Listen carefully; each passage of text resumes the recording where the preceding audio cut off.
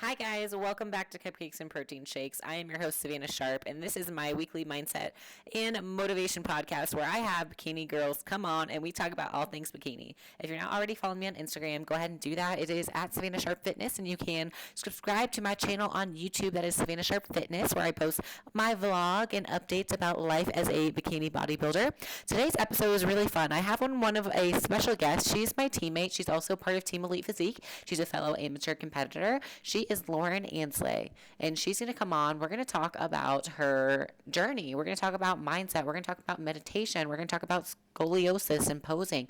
We are going to talk about bad coaching experiences and more. So I'm really excited for you guys to jump into this episode. It's just a quick little update. I do work for Angel Competition Bikinis. So if there's any new competitors listening, or even if you've done a few shows and you just need some help on selecting a suit that's going to stand out on stage, I would be happy to do a free consultation with you, either a phone call or a Zoom consultation. Those links for those consultations are going to be in the description box of this episode. And I'm really trying to promote my discount codes for SteelFit. So SteelFit is one of my favorite companies. I've been working with them since I started my journey in 2017. I really believe in their products. So if you could use my code Savannah Sharp, that would be oh my gosh, it's Savannah S. SAVANAS. Savannah S at checkout. You're going to receive 10% off, and it's also going to help me hopefully become a sponsored athlete by them one day. And I'm also, as you can see in the video, if you're not watching this, go to YouTube. This will be posted there. I'm also wearing a SteelFit sports bra from them. So FYI, I just thought I'd plug that in there. Hope you guys are having an amazing day. When you're listening to this is a really great episode. So make sure that we're liking it, that we're subscribing to it, that we're leaving 5-star reviews. It really helps the podcast grow. And if you liked it, share it with your homies and best friends. Share it with your prep buddies. Make sure you screenshot this episode and tag me and Lauren in your stories while you're listening to this, or while you're listening to this over cardio. That would be fantastic. I love you guys so much. I actually just started my prep, so I'm 13 weeks out. No big deal. But I love you guys so much, and I can't wait for you to listen to this episode. Hi, guys. So I have a very special guest. How are you, Miss Lauren? I'm doing very well. Thank you for having me. You're super welcome. So I want to do a quick introduction so my audience can get to know you, because they might not know you. So tell us your name, Perfect. How old are you, and where are you from? My name is Lauren Ansay. I'm 31 and I'm from Denver, Colorado. Perfect. And then what do you do for a living? I actually work for an airline. I'm in the airline industry. What do you do for the airlines? Right now, I'm supervising flight attendants. My job changed a little bit with COVID, so it was kind of a surprise, but here I am now working in the airline. So, do you travel a lot? Not really right now. I started as a flight attendant, and in some of my previous roles, I did travel quite a bit. But now I'm grounded, so to speak. So it's actually pretty nice. It definitely helps with, meal prepping and that kind of stuff. Nice. So I actually didn't know that you were in like flight attendant before. Do you have any fun stories about being a flight attendant that you can share? Every day on the airplane is like an adventure. It's, you meet all kinds of unique people. I feel like there's so many different scenarios like on the airplane that it's hard to think of just one. Yeah. Oh my gosh. Well, if you think of anyone, I would love to hear it, because it's a really interesting job. It's a very interesting job. Yes. Yes. It keeps you on your toes for sure. So I actually want to kind of talk about your fitness journey. Where did it start, and did you do sports growing up? I kind of dabbled in sports growing up. I ran cross country in high school. I was always on like the basketball team, but nothing like really serious. And so my fitness journey kind of started, I just wanted to work out. I just didn't really even know like what that meant. So I actually started in CrossFit. And a few girls in my CrossFit gym were competitors. And so I just saw them and I was just like, oh my gosh, they look amazing. And I just remember one of them was like, she was grinding, like she was like, in deep into prep. And I was like, I just want to be like that dedicated, that hardcore. And it just kind of allured me. So that's kind of what brought me into bodybuilding, I would say. How long have you been bodybuilding? So I actually started, I guess like 2014. I did a couple shows, and then it's been on and off. I took some time off. And so yeah, it's been probably like years. Wow. So I know my dogs are in the background. They're like, I mean, we live in the middle of nowhere. So anytime they hear like the wind or like a tree branch, they're like, who's here? Who's here? They're like something. Yeah. But so my journey kind of started similar. Like I just wanted to get in shape at first, and then it kind of like led into bodybuilding. So when you were doing like when you were starting your fitness journey, what did your workout routine like consist of, like in the very, very beginning? Oh gosh, I had no idea what I was doing. Okay. Okay. Like I was bodybuilding.com, and like I was like, oh, this is how they eat, you know, and like they had all those like cookie cutter diets, and I was like, oh, this is what everyone does. And my fitness routine, so it was really, I was big into CrossFit. Like I was, you know, hardcore drinking the CrossFit juice. And then I remember we went to the gym together, trying it out. And I just remember like, we were like, oh, like we know how to work this machine. We'll do that one. And then it was like, you know, like a leg machine. And then like, we do like bicep curls, like literally no rhyme or reason to what I was doing. I know. And I think a lot of people don't realize like it takes some time. It takes some time. Like, you know, at the beginning of it, it's scary. I remember being scared. I wasn't really that familiar when I started my fitness journey. So like I became a bodybuilder and was getting familiar with the gym at the same time. And it's awkward because, you know, you're going in and you don't know what you're doing, and it's on your plan and your program. And you're like, okay, I have to do this many and that, but you're kind of like, I don't know if I'm doing this right. I don't know. Like I can't lift a lot of weight yet, but it's like a very typical thing. So I'm glad that you experienced the same thing too. When you were telling like friends, when you told your friends and family, like how did they react to, hi, I'm a bodybuilder now? Like, what was that conversation like for you? I don't think anybody really got it until I went through my first show. Okay. And I think after they saw me compete, they kind of got it, but you know, they saw me. So you know, your coach is Adam too. Yeah. So Adam always says prep is worst prep. Yeah. So I was pretty miserable. But also I had a really, really bad coach. So I think my family was just kind of more concerned about like what I was doing. And then they kind of got it like once I did the show and everything. But it was definitely like a process. Like, I feel like everyone was still like skeptical about it. And then I think it took a while for them to realize, well, this is like what she's doing.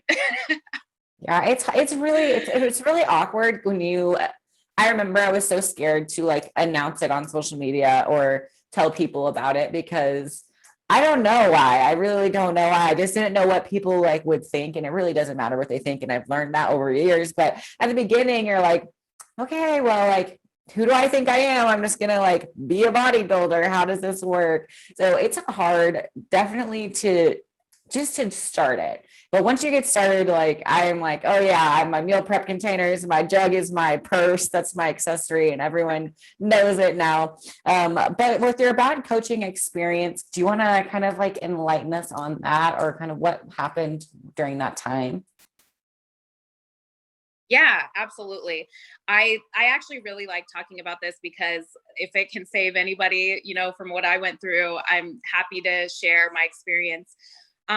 So when I first started, I really, like I said, I was going to the gym. I really didn't know, you know, what I was doing or what the diet included. So at that time, you know, coaches, I don't think were as abundant as they are now. So I met this girl who competed, and she recommended this coach, and he was an IFBB pro. And I was like, oh, he's a pro. Like, he must know everything. I didn't even really know what a pro was, you know? And I was just like, he's a pro. He has his own gym. Like, this is like the top coach. You know what I mean? I was just like, really put a lot of trust into him. So literally my first prep was horrible. I was doing hours of cardio. It's like the horror story that you always hear. Hours of cardio, eating tilapia and asparagus like 6 times a day. And I just thought that's like what it took, And I'm the type of person, like, I stick to my plan, like to the T, to the gram. And so it would have almost been better had I like missed some cardio sessions or like cheated on my diet, because I was like so low calories. He really just kind of ran me into the ground, and my body just kind of had it. Like I had so many issues, like hormonal imbalances, like blood sugar issues, like you name it. My body was just, really not happy at that time. But I just kind of thought, don't give up. It's hard. You just keep going. You don't quit. And so it kind of, it was a difficult time. I'm not going to lie. How did you know, like, where were your red flags when you started to realize like, hey, like, I don't think this is how it's supposed to be? It wasn't possible for me to like have a normal life while I was doing it. Like I was so tired. Like I just remember like going back, like getting up, going to the gym, and then coming back and going to bed. Like I was just so tired all the time. I really didn't have time for other things, because I'd have my, hours of cardio, and then I'd have my workouts, and I was just too exhausted to do anything else. Yeah. So that was a big red flag. Well, how long did you stay with that coach? I did one show with him, and I kind of realized towards the end, like, this was not what it's supposed to be like. I think, I had made friends with other competitors, and, they just seemed to be thriving a little more than I was, like having a life outside of competing. And so I kind of just, I hired a different coach right after my show. Okay. And it was better, but it was still very low calorie, like still not a healthy way to do it. Do you remember what your macro breakdown was at that time? I don't remember what it was, but it was really low. Like I remember having, I bet you it was probably somewhere like 800 to 1,000 calories. Yeah. And I'm pretty small. So like that's like, it is horrible, but like also I am a smaller person. So even now my preps get kind of low in the calories, but it was like that for like months. Right. Whereas, you might a week or two that's low now. So yeah. What is it was. That's not fun. It's not fun, but it gives you, I guess you have to kind of know what a bad coach is like to know what a good coach is like. So how is that with your current coach? How is that? Well, I have to give Adam Bonilla a lot of credit. He really, really helped me. So it took a long time to get my metabolism to a point where I could like eat food again and like, not just gain a ton of weight. Like so after my first couple shows, I was like, I just can't do this lifestyle, because, I thought that's what it took. You had to be that miserable. You had to like eat that low of calories all the time to look like that. And so, I took a lot of time off, and, a lot of different things happened. Like I lost my dad. And, I had a hamstring injury. So like gym wasn't my focus anymore. I really couldn't work out with my hamstring. So taking that, time off, I was actually just doing like a lot of yoga. I was trying to get out of the bodybuilding lifestyle. I was like, this is just not healthy for me. This is, I just got to live my life. And then, I put on a lot of weight. I put on probably, I think I put on like 35 pounds, which, I was really, really, I was eating so low calories and I was still gaining weight. So it was like really hard, because I think people probably thought, oh, she let herself go or whatever, but I was still like, working out all the time, eating low calories. It was just my metabolism was done. Yeah. So Adam, you kind of, I feel like once you're a bodybuilder, you always kind of have it in you. And so I followed Adam for a long time on Instagram, and I was just like, you know what, I think I'm ready to like, take control of this. And I always see his posts about high calories, low cardio preps.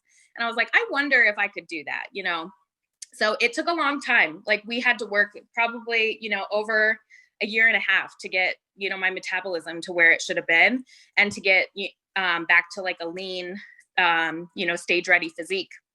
So he really, really transformed me from the inside out. So, like you said, once you've had a bad coach, you can really appreciate a good coach. Yeah.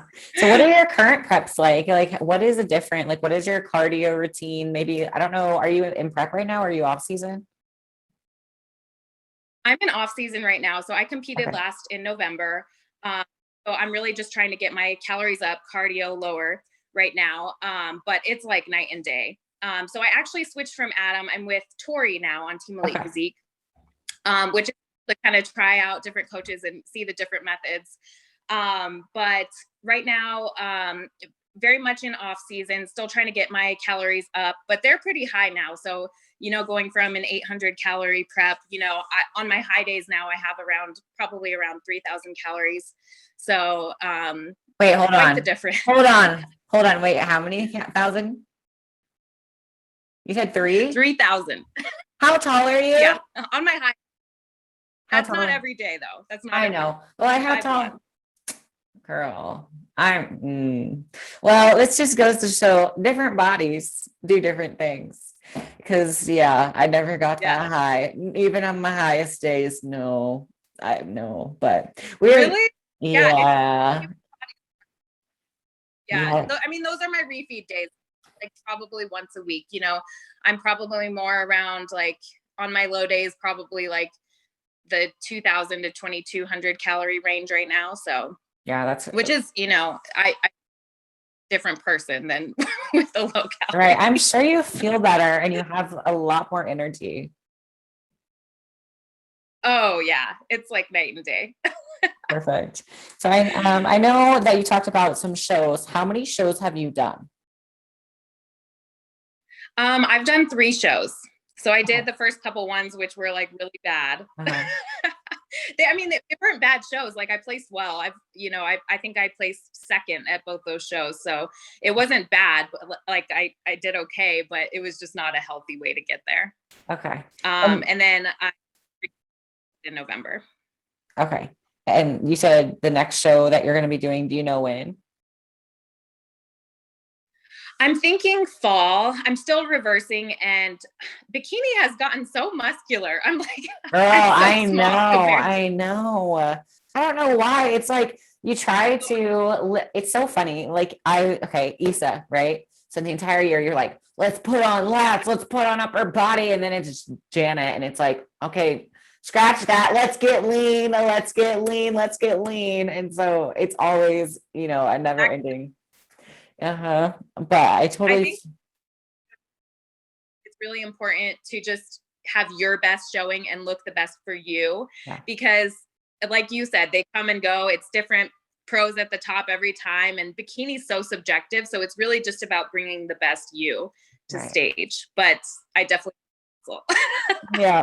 I think everyone is always like, coming bigger, coming fuller. I'm pretty sure that's everybody's feedback, no matter at what level. They're like fuller, leaner, bigger every time. But I think you talked about having a hamstring injury. So what happened to give you a hamstring injury? I think it was, so I actually have a horrible, horrible back. I have scoliosis. My spine, like, literally is like a C. So my body is just always out of alignment. So I think it was just kind of an overuse injury over time, just not being aligned, and just working really hard in the gym, doing lots of cardio.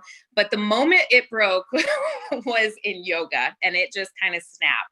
I was in a and the yoga teacher came to push me deeper into the pose, and like it was like an audible snap. And I didn't think anything was like, wrong or anything happened. I thought it was just like maybe like my hip or something. It didn't hurt. And then that night it was like excruciating pain. I could not walk on my leg, and it's never been the same since. So that's me. Okay. So how have you prioritized your recovery since then? I am really, really into recovery now. So I make sure I get adjusted all the time. I go to the chiropractor. I stretch after my workouts, foam rolling. I try and do all the things. And I recently tried cryotherapy, which was really awesome. I don't know if you've ever tried that, but I was a big fan of it. Is that where they put you in a chamber was of coldness? I don't really know the science, but yes. Okay. Exactly. Yeah. I think they brought me down to like, it was like something crazy, like negative 200 degrees or something wild like that. And you only do it for a few minutes, but afterwards I felt like the benefits. I felt amazing. Oh, that's I struggle with, I think, when you work out so much, it's hard when you only rest like a day or two a week. But that really helped me feel recovered. Yeah. What is it like posing with scoliosis? So there's advantages and disadvantages. Okay. So obviously I'm always imbalanced. So like I have to, try and make sure that I'm looking proportionate and balanced. So I have a lot of flexibility. When you want in the back pose, you want to push the glutes out and stand up straight. So that pose is really great for my scoliosis because my back just naturally kind of goes like that. But at the same time, and then I also I have a curve, so it makes my waist look smaller, which is kind of a good thing. But I have to be careful because similar to Ashley, I know she talks about having this problem. So she has like the hyper, I forget what you call it, like the hyperextended back. Mm-hmm. So in the front, it can almost look like sometimes you have a little bit of a tummy, even though you're, shredded. Right. So I have to be really mindful in my transitions. Okay. Yeah. Cause you almost like you're pushing, your spine is like dipping, but it looks like a stomach. Yeah. It's like a banana basically. Yes. So, okay. Yeah. I can't imagine how challenging that makes everything. You talked about losing your dad. Were you and your dad close? Yeah, we were very close. Yeah. So what was your guys' I actually lived with him when he what was our relationship like? Is that what you said? Yeah. We had a really good relationship. Unfortunately, he was sick for the last couple years in his life. So he actually had idiopathic pulmonary fibrosis, which is the scarring of the lungs. Mm-hmm. So he ended up having a lung transplant, a double lung transplant, which completely changed his whole way of living. Like he was always very active, very, just could never rest, was always working or out in the yard, just out doing something. And he kind of, after his double lung transplant, he kind of had to be like a boy in a bubble, which he really did not do well at. But I always laugh because he had to wear like all the medical masks and everything. He had to, social distance, had to do the hand sanitizer. And I'm like, if he could only see the world now, because he was so self-conscious to wear, like now everyone has. I know that's so. What's that? It's so funny that that's regular now. Yeah, it's like the norm. So, but yeah, so we had a really good relationship. I got to live with him and kind of help take care of him the last couple of years of his life. So I'll always be grateful for that time. That's awesome. I'm really glad that, he got to watch your journey too. So how do you feel like you've transformed as a person? He never understood the lifestyle, though. He was big into sweets and, he never understood why I would put myself through that, but he was always supportive. He was there for my shows. So yeah. I think it's most like significant others or most dads just are like, all right, like, what do you say when your daughter wants to go? Like, in their mind, it's probably like, why is she getting up there and showing her butt to everyone? But in our mind, it's like, look at my hard work. Look at my nice full glutes. He's like, everyone's looking at my daughter's butt right now. I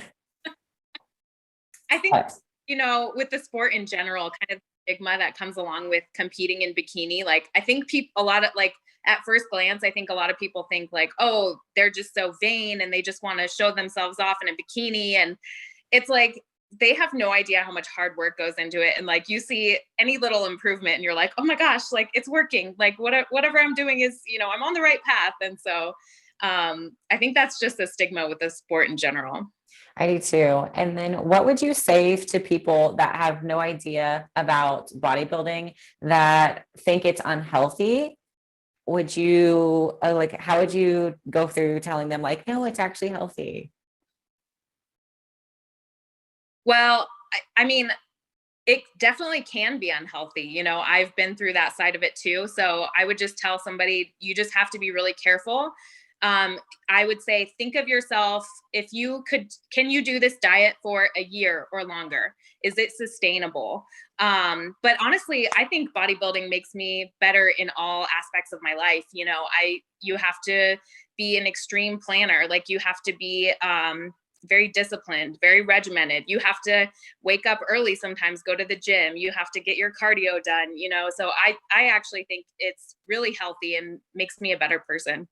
Yeah, I think so too. And I feel like when I follow you, like, I feel like you always have a smile on. I don't know if that's, for the gram, but you seem like you're just like very happy with your progress and like where you're at.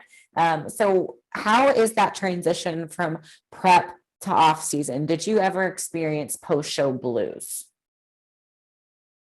Yeah. So I try to always be positive, especially when it comes to like my body image, because I think when you're in prep so much and off season, like you get used to seeing your body changing. So I try and think of it more kind of like step outside of the emotion and just view it more kind of like scientifically, like this is what my body's doing right now. This is what it needs.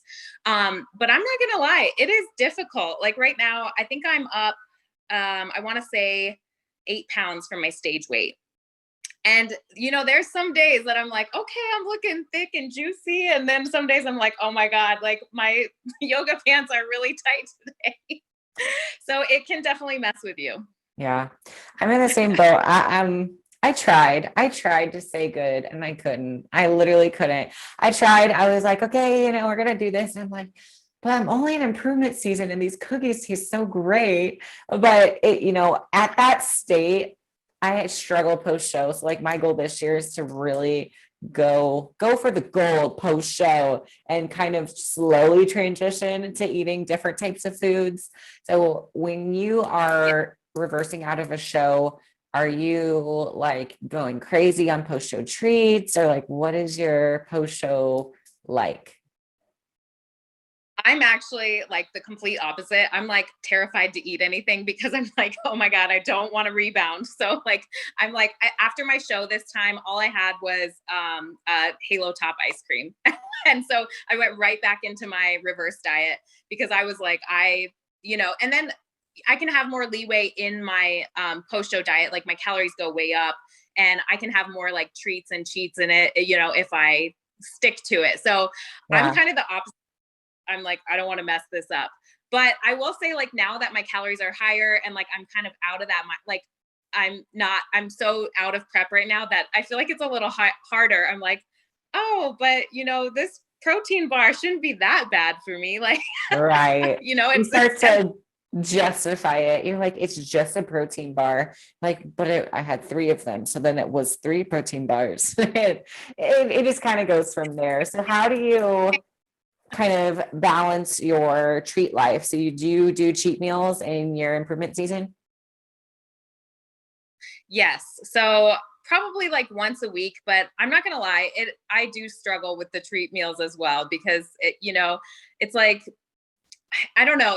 It's hard to be in that mindset. Like, especially when you're strict for so long, it's hard to be like, this is okay right now, so it definitely is a challenge for me, but I do try and keep at least one treat meal a week. Just, I think it's healthy for me to have like that social life as well. I try and like have my treats with other people because I think, I don't know. I always feel like when I'm in prep, people are always like, oh, she's not going to eat that, or you know what I mean? And so I almost feel like I owe it to people to like eat with them. I know that's like so weird, but no, I mean, I try and save my cheat meals for.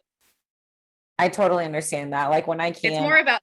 It is. It's like, I want you to enjoy me watching, like eating this. And I don't know why, but when you are strict for so long, people want to see you eat bad food. It's so bizarre.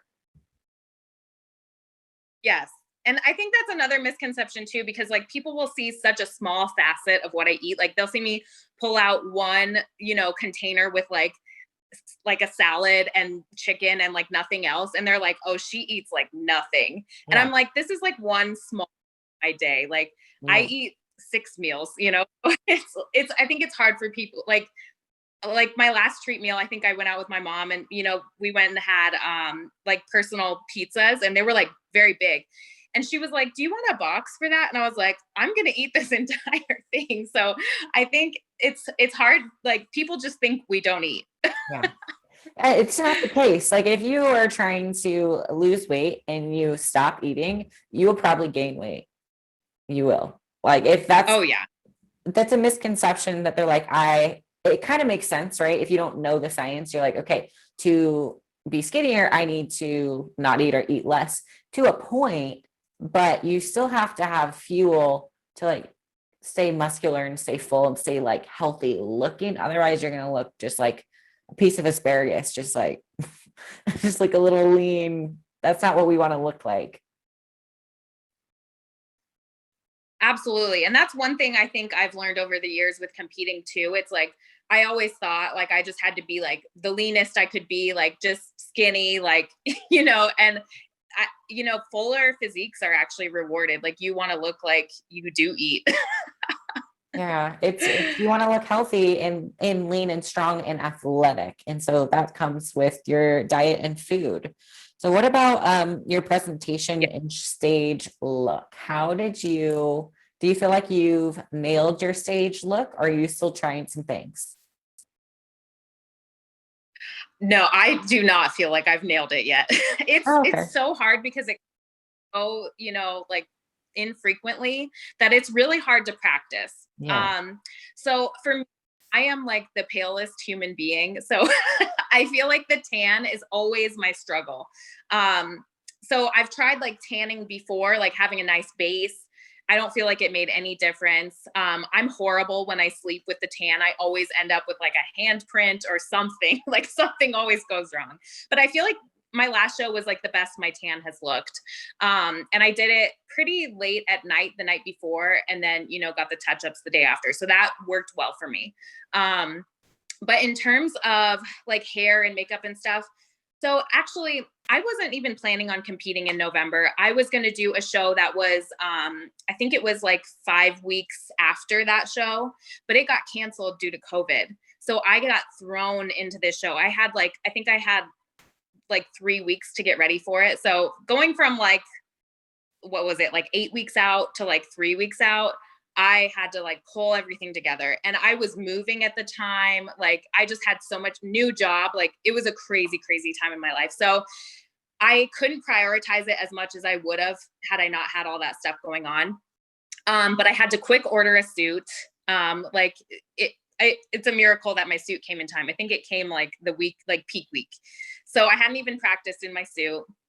And then I had to get like very last minute, there was a venue change for the show. And so the hair and makeup people like had to take on less people and, they had to get assistants and everything. So I was super lucky to get an appointment.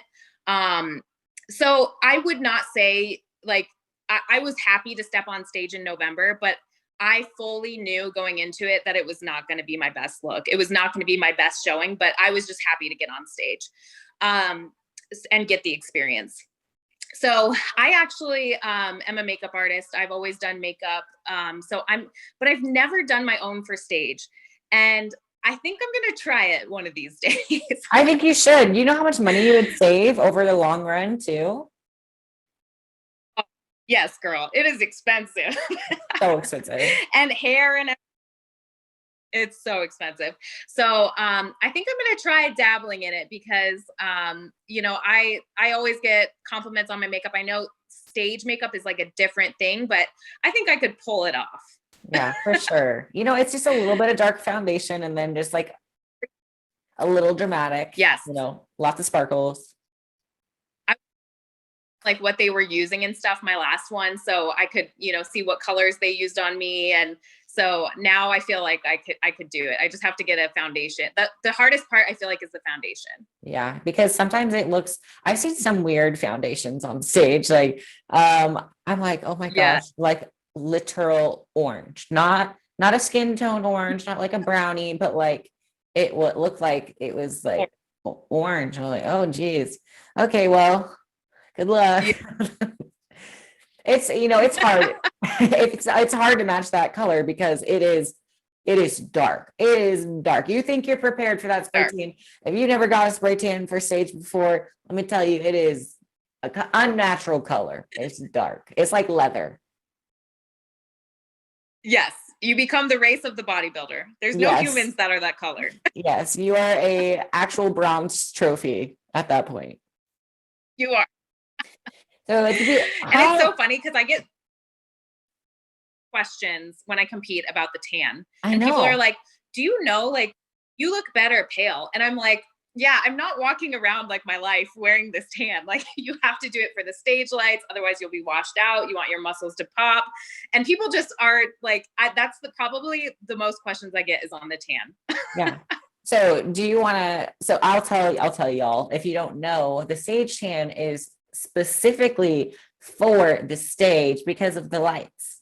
The lights will be so bright. If you showed up with like even our skin tones, like I'm a little bit darker than you, obviously, but we would look like Casper the Ghost because there would be no definition. There's no nothing. It would just be, we'd be literally like blinded by whiteness because there would be no definition, no lines. No matter what color, what skin tone shade you are, if you don't have that stage tan, you're going to look washed out with no lines. You're going to not look athletic, but that darkness helps like bring out, when you, those extra like lines. So yeah, it's a whole thing. I actually, when I get the tan, it feels like it's like game time. Like when the tan is on, that's like when it sets in that you're like, okay, it's about to happen. Until then, you're like, okay, I still look the same. But when you have that tan, you're like, oh, okay. This sounds really weird too, but I feel like like it has such a distinct smell. It does. Like when I smell that smell, I'm like, oh, it's competition time. It is. And you just smell like that awful and all the sweaty bodybuilders, and you're like, yep, it's competition time. I mean, in your own armpits too. I'm like, I can tell I have not been wearing deodorant and I know exactly what this smells like. It's like hot trash and tan. I'm like, wow, I am ready for stage. Oh my gosh. My favorite part is just washing it off. Like, it looks like I Coca-Cola in the bathtub. Like it's dark. It is dark too. So let's kind of get back on track to we can talk about the tan all day long. Yeah. But I want to talk about like lessons learned and just big aha moments for you in the sport of bodybuilding of like a realization that you had, like, I can do this, or like an awakening. Was there any moments that you like really felt like, oh my gosh, like I love this or something like that? Yeah. So, I mean, I feel really grateful just that I'm able to compete, even again, because I got so far off from this lifestyle that I was like, I even tried to like suppress that side of me and just be like, no, I don't need to compete again.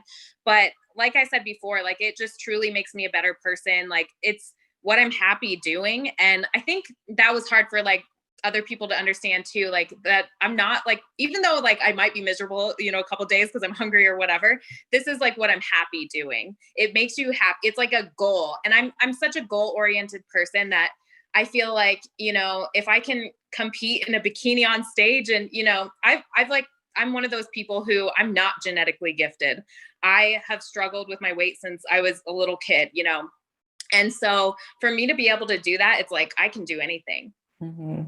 I love that. So what are your goals in this sport? It's changed as I've gotten, older. I'm 31.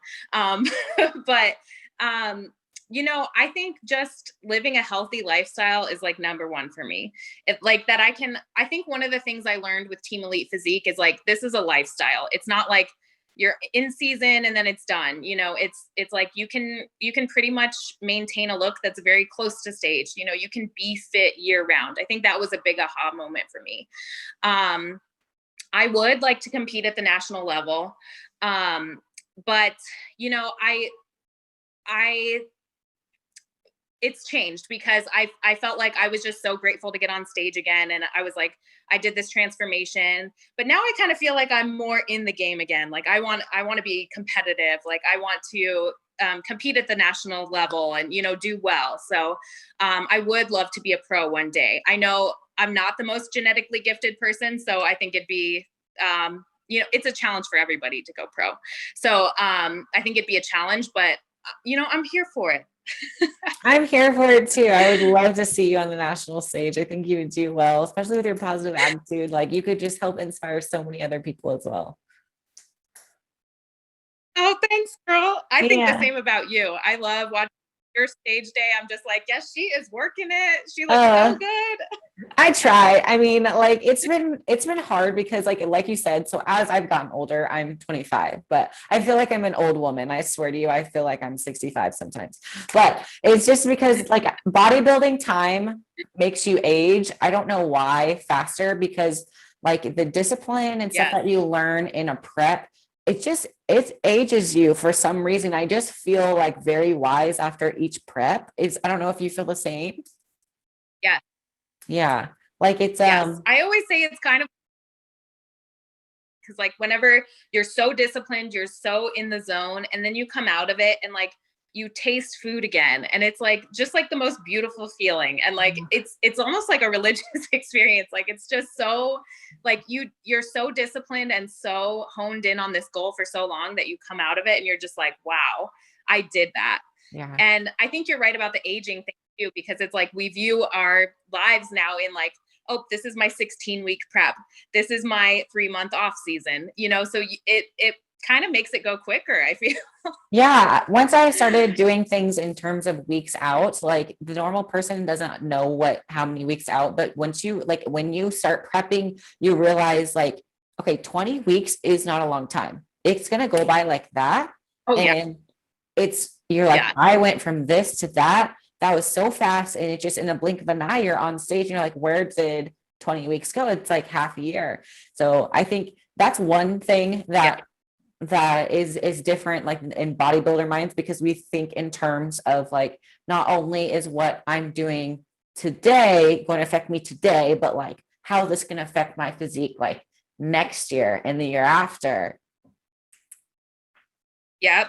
And I think that's something I've learned too. It's like, you know, I was always like, oh, I need to do like this 12-week prep and then I'll be ready. You know, I'm dead set on this show, but it's kind of like, do a longer prep and let your body determine the show instead of your show determine your body. Like longer prep is okay. You like make sure that you can get there in a healthy way. Make sure that, you know, you're going to look good. Like you're not killing yourself to do this show because it won't be your best showing anyway. Yeah. It takes time for me to learn that because I am like, okay, I'm doing this show, but there's no one that's saying like, Savannah, you have to like, well, what happens if you don't? Literally nothing. You push it a week, you push it 2 weeks, you push it a month, you push it a year, the world's still going to spin and you probably are going to look better. Yeah. And it's like, take the time because like, I feel like the physiques that look the best are like the rested ones, you know, the ones that have the higher calories. So, you know, grinding it out isn't always the best method. It's not, it seriously is not. But you live and you learn. Just to kind of like for your stress management throughout the process. So how have you been dealing with stress? Because that's a big thing in this sport is stress because, you know, it's stressful to put your body through a diet, it's stressful to do a lot of cardio, it's stressful to, you know, prepare to step on stage. This is something that I always struggle with and I always need to improve on because I'm kind of like, I'm an over-analyzing kind of person anyway. I'm kind of like a stressed person anyway. Yeah. So I really try and work on, but ashwagandha is my best friend. I literally just started. So I did it. I did it last You will. prep a little bit, but I've just been reading and I've been hearing about it so much recently. I'm like, I'm throwing it back in. Let's see what happens. Yes. I'm a big fan. That I feel like when I was really dieted down, I really felt like I felt the effects a little bit better. Like I think it is more kind of, I felt a bigger difference when I was in prep as opposed to off season. But I am taking it again in my off season, and I really feel like it improves my mood, helps me recover. It's just a miracle supplement. I love it. Do you know I what it also is? tried.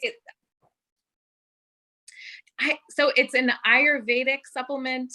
If I don't know if I'm saying that right, but Sure. it's an adaptogen. So I think it helps people in different ways. I'm not really sure how it really works. It kind of sounds like witchcraft when I I'm know. explaining it, but it like helps people in different ways depending on what they're needing is how I understand it. I'm definitely not an expert, but I just know the effects are great. Good. And then what other things have you been trying? I am a big believer in like mindset work and meditation. I try and meditate every single day.